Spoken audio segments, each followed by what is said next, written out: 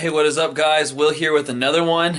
So many of you know that my kidney grills on my BMW are Plasti Dip, and I didn't do any video on how to do Plasti Dipping or anything like that because it was like right when I started the channel, and I didn't really make videos a lot. I hadn't really decided to build this channel into something. So I'm going to be Plasti Dipping some trim on a different car today.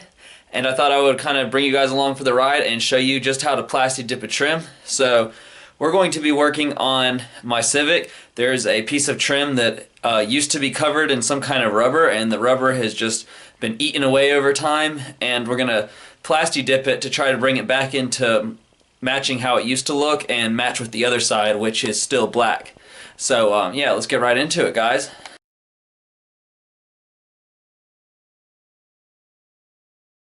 One thing you might be able to tell about my kidney grills is that the Plasti Dip really hasn't held up all that well. You can see over there the color is uneven, it's peeled right there a little bit. I mean, and from a distance this is not a noticeable thing, but you know, it's just a thing that show you kind of Plasti Dip doesn't hold up the best over long periods of time, and it starts to look dingy.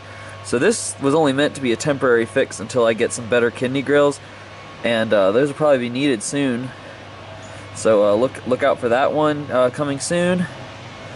But on the Honda, this doesn't matter. It's just for, you know, a fix for a cheap car so that it looks a little bit better and a little less cheap. So as you can see here, there's some rubber there, and then it's chrome. And this chrome was entirely covered by the rubber at one point. If you get close, you can see where the rubber is still on the edges. So we're just going to Plasti Dip and try to make it all match. There's no sense in trying to get a whole new piece of trim for a car from 2002, and this can be used for Plasti Dipping anything. I mean, this process doesn't change depending on the vehicle. Now let's just go have a look at the other side and see if the difference. As you can see here, the entire side is just straight black.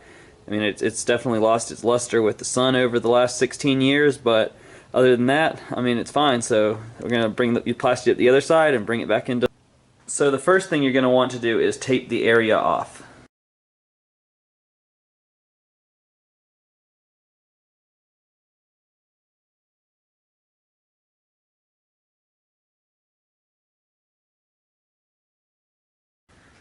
Okay, now that we have a good area taped off, we're going to spray the trim, and the reason that there is intentional gap left between the trim and where I actually marked off is because we want some overspray because we need something to peel from, as you'll see soon.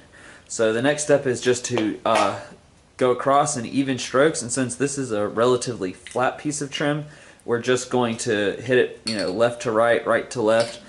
We don't need to come at it from top to bottom or any of that stuff because, like I said, it is a flat piece of trim.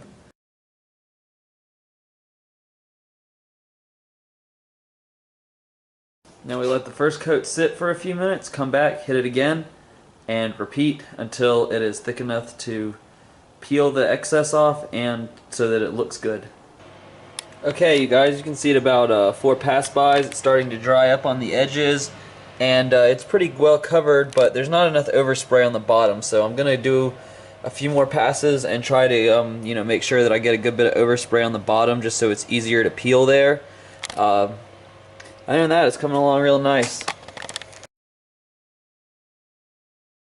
Alright, as you can see probably, I think you can see, the top is turned a matte color, and when it turns matte that means it's dried enough to pull off, so we can go ahead and peel from the top. The bottom's still pretty wet, and if you try to pull like that, it will just come apart. So go ahead and show you how to peel the excess off.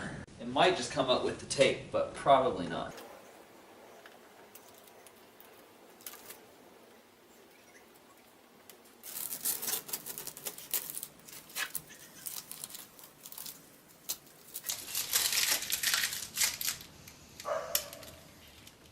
So just like this, we've got Plasti Dip coming up.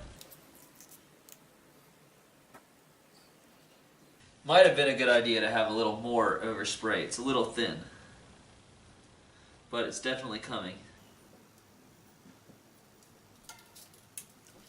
So you just got to get under it and pull. And it just comes right on and away, just like this.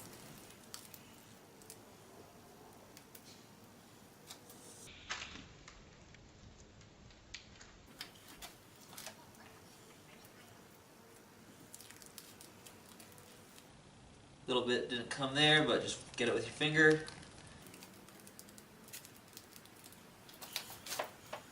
And sometimes it'll just break and just keep peeling. Just get back under it and keep going.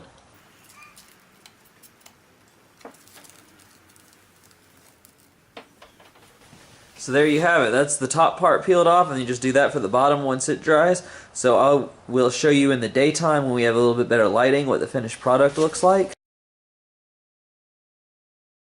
Anyway guys, thank you so much for watching. I hope you enjoyed this, found it informative. Smash that like button, I'd appreciate that. And subscribe if you're new, and I will see you in the next one.